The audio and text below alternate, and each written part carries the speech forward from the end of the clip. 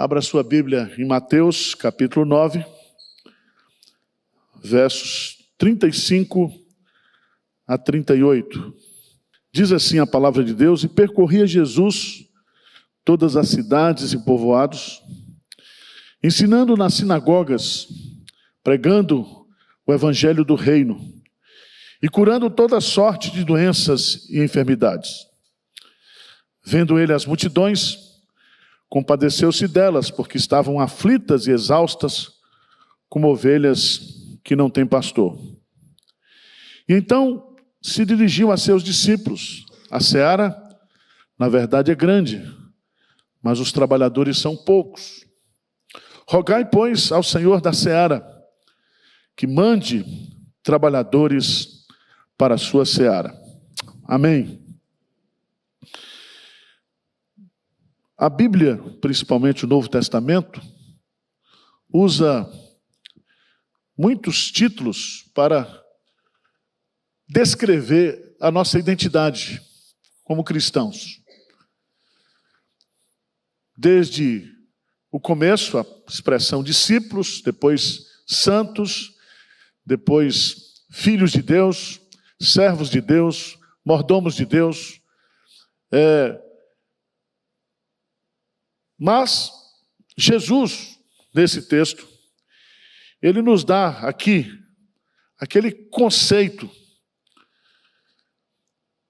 que, de uma certa forma, ele é global na nossa identidade. O reino de Deus é comparado a uma grande seara, a uma grande lavoura. E todos nós que somos convertidos e colocados dentro dessa lavoura, nós somos trabalhadores do reino de Deus. Por isso que Jesus Cristo vai usar essa expressão aqui: a seara na verdade é grande, mas os trabalhadores são poucos. E ele usa aqui essa palavra trabalhadores. Essa mesma palavra que Jesus usa aqui, ele aplica para si mesmo e para a pessoa de Deus. Ele diz: o meu Pai trabalha até agora e eu trabalho também. Essa palavra trabalhador, ela define a nossa identidade como pessoas que somos chamados por Deus, somos enviados por Deus, somos colocados na seara do Senhor justamente para trabalharmos. Essa palavra trabalhador não é um termo leve, não é um termo de home office. Se você observar bem aí, Jesus o quê? Percorria todas as cidades e aldeias. Ele não ficava em casa. E aqui eu chamo a sua preciosa atenção porque essa palavra ela é muito forte. Porque trabalhador aqui, ela é aplicada dentro do contexto agrícola da época de Jesus, que não tinha uma agricultura mecanizada.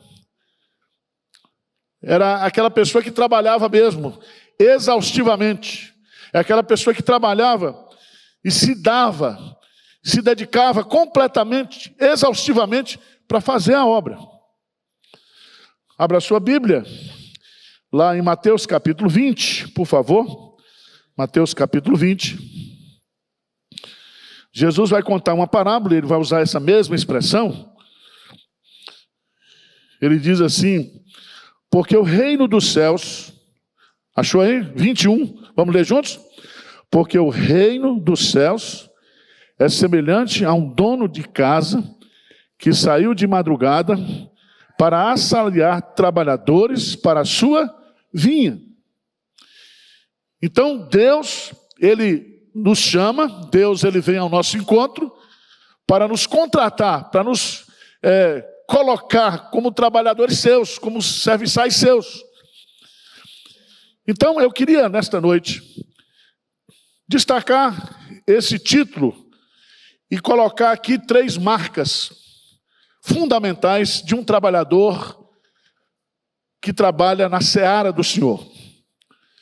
E aqui eu quero que você entenda que trabalhador aqui não são os missionários, Trabalhadores aqui não são os pastores vocacionados, chamados de uma forma especial, não. Trabalhadores aqui são todos os crentes. Trabalhadores aqui é a identidade de alguém que foi transformada, que foi regenerada por Jesus Cristo.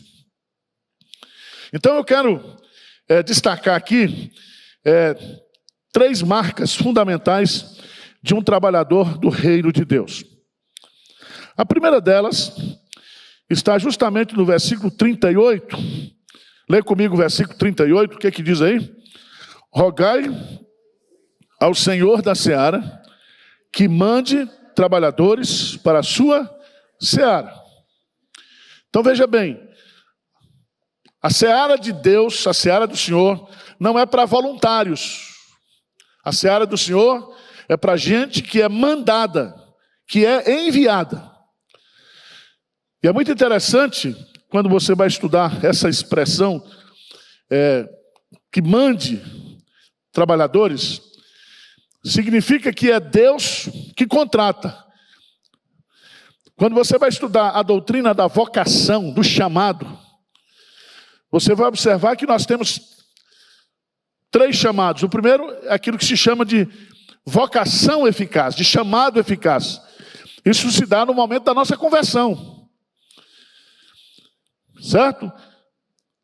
Ninguém entra no reino de Deus, ninguém faz parte da seara do Senhor se não for chamado por Deus através da sua graça irresistível. É Deus que chama. Se você observar bem, eu queria que você fosse para Romanos, capítulo 1.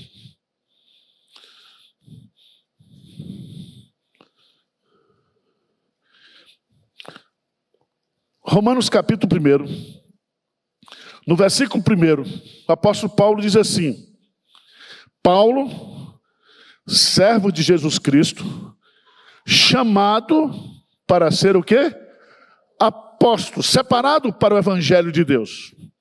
Preste atenção que Paulo, ele une aqui o verbo chamado, mas chamado para ser apóstolo. A palavra apóstolo aqui é chamado para ser enviado.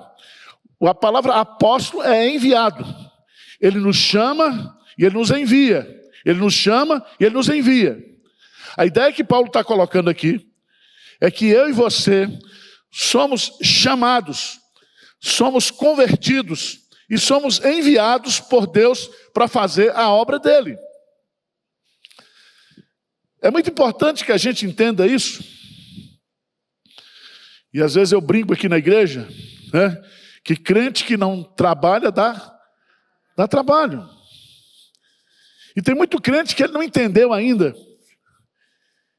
que ele foi chamado por Deus e ele foi enviado. Jesus Cristo diz: assim como o Pai me enviou, eu também vos envio. Então nós somos uma igreja missional, nós somos uma igreja enviada, somos uma igreja chamada, mas ao mesmo tempo enviada, mandada. Nós temos a autoridade do rei, nós temos a missão do rei, nós temos a continuidade, dar continuidade àquilo que já começou através da obra da eleição, a obra da redenção e a obra agora da conversão de pessoas.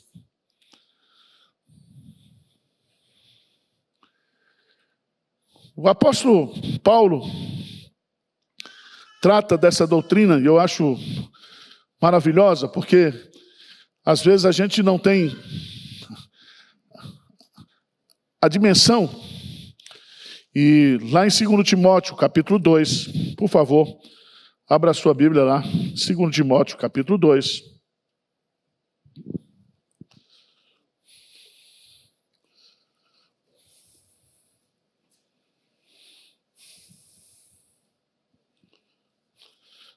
A partir do versículo 6, Paulo diz assim: o lavrador que trabalha deve ser o primeiro a participar dos frutos. Pondera o que eu acabo de dizer, Timóteo, versículo 7. Porque o Senhor te dará compreensão em todas as coisas. Lembra-te de Jesus Cristo, ressuscitado entre os mortos, descendente de Davi, segundo o meu evangelho, pelo qual estou sofrendo, até algemas como malfeitor, contudo a palavra de Deus não está algemada. Versículo 10, lê comigo, por favor. Por esta razão, tudo suporto por causa dos eleitos, para que também eles obtenham a salvação que está em Cristo Jesus com eterna glória. Veja que Paulo vai colocar aqui que a doutrina da eleição, que é essa doutrina que Jesus está colocando aqui, que Deus é quem envia, quem manda trabalhar outras pessoas, é a grande motivação do seu ministério. Ele diz, eu suporto tudo por causa dos eleitos, para que eles obtenham a salvação. Em outras palavras, Paulo está dizendo aqui que ninguém poderá obter a salvação, ninguém poderá participar do reino de Deus, se não for eleito, escolhido, chamado e enviado para dentro desse reino. Às vezes, né, você encontra muitos crentes que não sabem porque estão na igreja. Por que Deus me converteu? Qual é o propósito de Deus para a minha vida? Tem gente que está perdida. Tem gente que está na igreja e diz, mas para que eu estou aqui? Por que eu estou aqui? Eu estou aqui para me alimentar, eu estou aqui para adorar, eu estou aqui para servir. Preste atenção. Quando você vai para esse texto, rogai, pois, ao Senhor da seara, que mande o quê? Trabalhadores. Você foi chamado, você foi enviado por Deus, você foi colocado dentro do reino de Deus para ser um trabalhador. Amém? Ele escolheu você. Segunda marca de um trabalhador do reino de Deus é que ele trabalha. Por isso que o texto começa dizendo, no versículo 35, vamos ler juntos? E percorria Jesus todas as cidades e povoados, ensinando nas sinagogas, pregando o evangelho do reino e curando toda sorte de doenças e... Presta atenção. Primeiro, e percorria. Percorrer aqui não é de Volvo. Não é, né? Ele percorria a pé. Ele corria. Não diz algumas cidades, diz o quê? Todas as cidades. Mas não somente as grandes cidades, as cidades maiores, mas também todos os povoados. E aí você tem o tríplice ministério de Jesus. O que ele fazia? Ele ensinava, ele pregava e ele o quê? Curava. Mas eu quero que você entenda aqui, que há, da parte de Jesus Cristo aqui, um exemplo de trabalhador. Ele, antes de colocar essa questão do verso 36 a 37, ele se coloca como o exemplo maior de trabalhador. E é muito importante nós entendermos isso. Eu queria que você fosse lá na CLT, estabelecida para Jesus, a consolidação das leis, da lei trabalhista aqui. Se tiver algum advogado aqui, preste atenção. Evangelho de João, capítulo 4. Evangelho de João, capítulo 4. Nós temos Jesus nos dando aqui uma CLT, uma consolidação, né, das leis trabalhistas, não é isso? Veja lá no que ele vai colocar. João capítulo 4, versículo 34. Qual é a primeira lei que rege um trabalhador do reino de Deus? Alguém que é chamado por Deus, alguém que é mandado por Deus. Leia comigo o versículo 34, por favor, vamos lá? Disse-lhe Jesus, a minha comida consiste em fazer a vontade daquele que... E o quê? Então, presta atenção. O primeiro princípio, né, que rege um trabalhador do reino é que ele faz a obra de Deus com satisfação. Quando ele diz assim, a minha comida e a minha bebida é fazer a vontade daquele que me enviou e realizar a sua obra, ele diz, esse é o meu prato principal. É isso que me satisfaz, é isso que me dá prazer. Então, eu estou no reino de Deus, eu estou na seara do Senhor, e a primeira lei que rege a minha vida como trabalhador do reino é que eu tenho que fazer uma coisa mais prazerosa, aquilo que me traz o quê? Satisfação.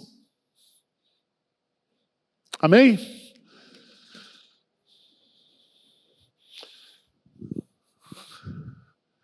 Não sei se você se lembra disso, mas a Bíblia fala, maldito o homem que faz a obra de Deus o quê? Relaxadamente.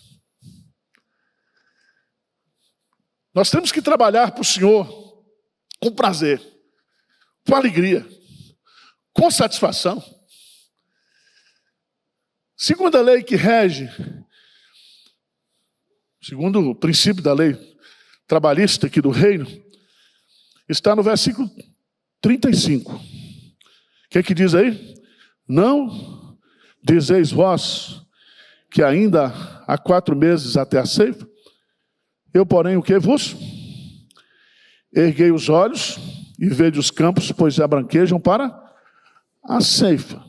Satisfação é a primeira lei. A segunda lei é visão da urgência. Ele diz no calendário de vocês, ainda há 4 meses até a ceifa. Eu, porém, vos digo o quê? Erguei os olhos e vede que os campos já branquejam. Quem é da roça que sabe que quando a colheita está madura, ela tem que ser colhida com urgência, porque senão ela se perde. Em outras palavras, o que Jesus está colocando aqui, ele está dizendo, vamos trabalhar com urgência para nós colhermos o maior número possível. Tem que haver da minha parte, da sua parte, essa preocupação com as pessoas que estão perdidas, com as pessoas que estão indo para o inferno, com as pessoas que estão aí aflitas e necessitadas. Terceira lei, se você observar, no versículo 36 diz, o ceifeiro recebe desde já a recompensa e entesoura o seu fruto para a vida eterna, e dessarte se alegram tanto o semeador como o quê? O ceifeiro.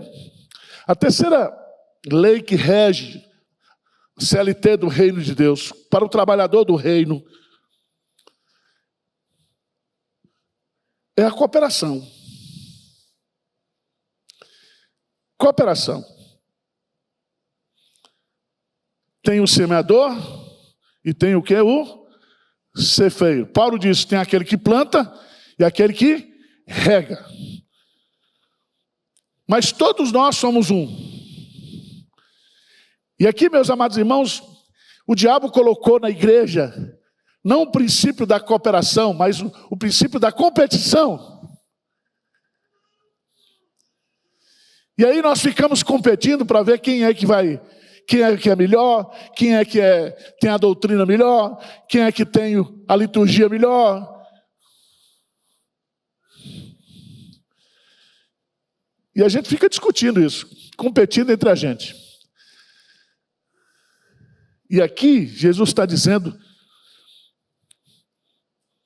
que nós temos que trabalhar olhando um para o outro, como aquele que semeia, como aquele que ceifa, como aquele que colhe. A gente tem procurado, eu fico imaginando,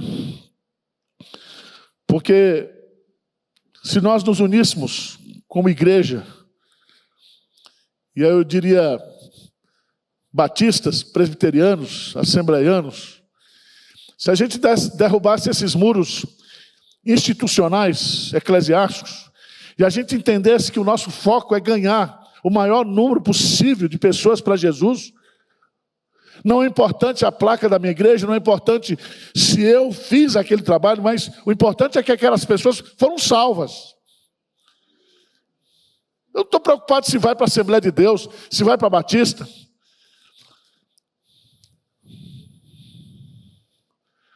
Mas a quarta lei que rege o trabalhador do reino é a recompensa. O ceifeiro recebe desde já o que? A recompensa e entesoura o seu fruto para o quê? A vida eterna. Irmãos, preste atenção, porque tudo que a gente fizer aqui na terra, para Deus, nós estamos o quê? Entesourando no céu. Jesus chega a dizer que até que um copo d'água que você der para um servo dele em missão, você vai ser recompensado. Paulo escreve lá em 1 Coríntios capítulo 15, que o nosso trabalho não é vão no Senhor. Então, as nossas recompensas, elas não são recompensas efêmeras, terrenas. As nossas recompensas são celestiais.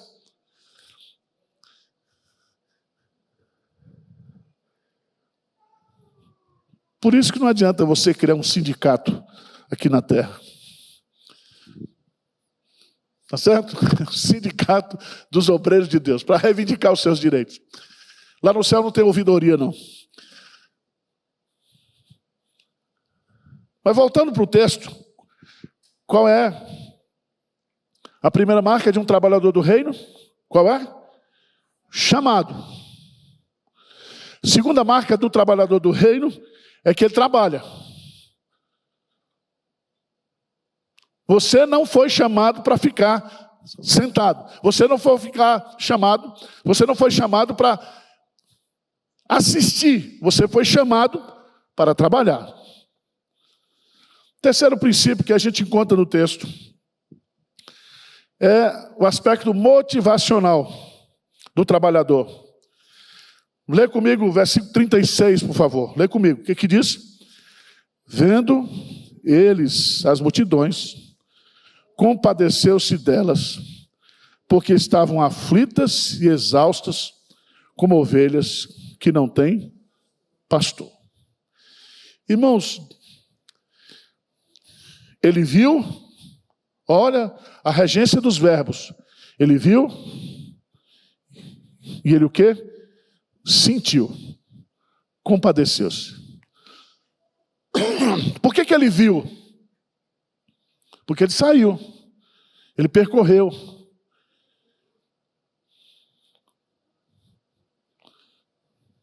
Jesus não ficou no escritório, Jesus não ficou no seu gabinete pastoral de Messias. Então ele sai. Mas o que é bonito aqui no texto é esse verbo compadeceu-se delas. Esse verbo compadecer-se é um verbo muito forte, porque essa compaixão aqui, esse compadecer-se dela, olhando para as pessoas da perspectiva de Jesus, de Deus, e vendo-as como pessoas que estavam aflitas, exaustas, como ovelhas que não têm o quê? Pastor. Grife essas três palavras, são muito fortes no grego. Aflitas.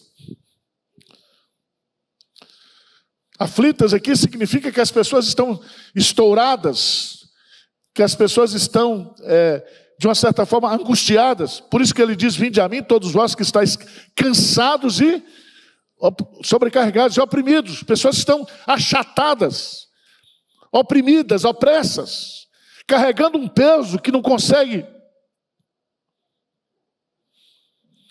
Ele diz, exaustas. E a palavra exausta, que é de exaustor mesmo, que a gente usa, de exaustão, é que elas estão tão exauridas, sem esperança, sem alegria, elas estão secas, mas elas estão como ovelhas que não têm o quê? Pastor. Ovelhas que não têm pastor. Você sabe que o pastor, ou que a ovelha, não sobrevive sem o pastor. A ovelha depende do pastor para tudo. Para comer, para se guiar, para se movimentar. Não existe a possibilidade de uma ovelha sobreviver sem a figura do pastor. Por isso que Davi diz: o Senhor é o meu pastor e nada me faltará. Porque tudo que eu preciso para viver como ovelha vem do pastor. Essa palavra compaixão é uma palavra muito bonita. Veja lá Mateus capítulo 14, versículo 14.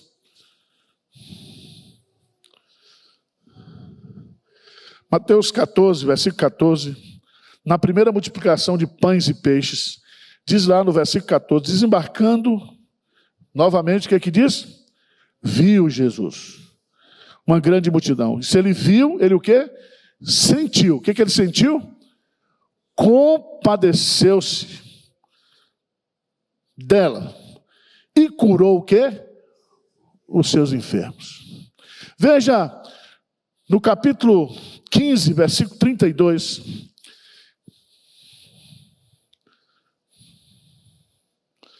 No versículo 32, chamando Jesus os seus discípulos, disse: tenho compaixão dessa gente, porque há 3 dias que permanece comigo e não tenho e não quero despedi-la em Jesus, para que não o quê?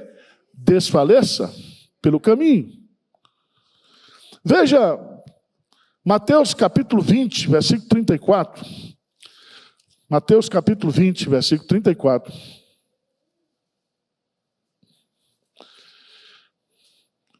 A cura de 2 cegos de Jericó. Diz no versículo 34, o que é que diz?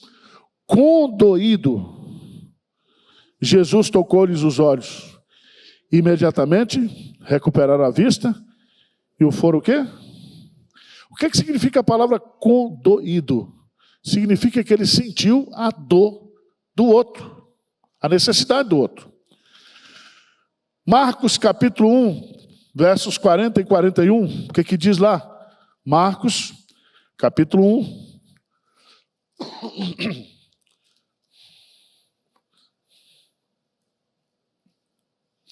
Vamos ler juntos? Marcos 1, 40 e 41, o que é que diz? Aproximou-se dele um leproso, rogando-lhe de joelhos: se quiseres, pode purificar. Jesus, profundamente o quê? Compadecido, estendeu a mão, tocou e disse: quero, fica limpo. Então preste atenção, irmãos, a grande motivação do trabalhador do reino de Deus é sentir pelas pessoas o que Jesus Cristo sente. É compadecer-se das pessoas, porque as pessoas sem Jesus, elas estão o quê? Aflitas, exaustas, como ovelha que não tem pastor. Enquanto você não sentir pelas pessoas aquilo que Jesus Cristo sente, você não sai do banco. Um trabalhador do reino de Deus, ele tem como motivação a compaixão. Olhar para as pessoas da perspectiva de Deus e vê-las como pessoas aflitas que precisam de salvação.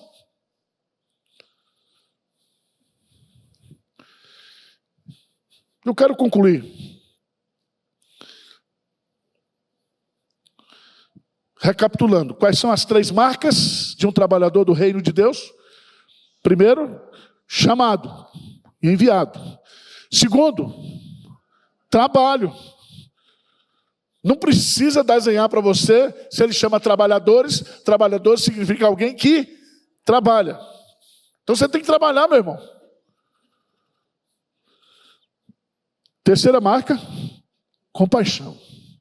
A compaixão é a motivação. A motivação. Irmãos, eu fico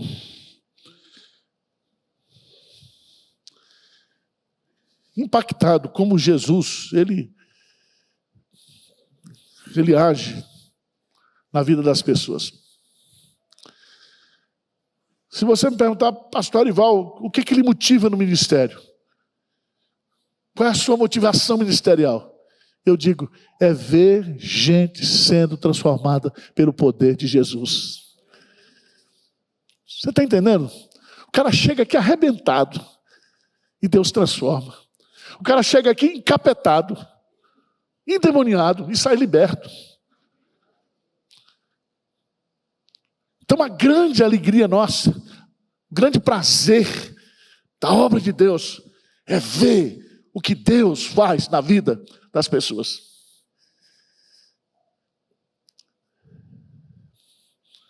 Por isso que Jesus diz: o Espírito do Senhor está sobre mim, e me enviou para pregar, e me enviou para libertar, e me enviou para curar, me enviou para consolar. E ele lê isso no início do seu ministério, porque ele veio para mudar pessoas, para transformar pessoas, de situações ruins para situações melhores. É do pecado para a salvação, é da perdição para a santificação. E nós, irmãos, nós somos esses instrumentos. Deus não mandou anjo. Deus escalou o anjo e envia anjo para cuidar da gente, para proteger a gente. Mas a obra do reino de Deus, ela é construída por Deus através de mãos o quê? Humanas.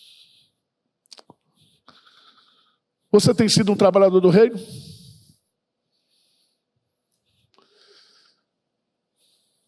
Hein? Você tem compreendido a profundidade e a grandeza do privilégio que Deus está nos dando? Porque Deus, ele não é servido por mãos humanas. Ele se serve de mãos humanas.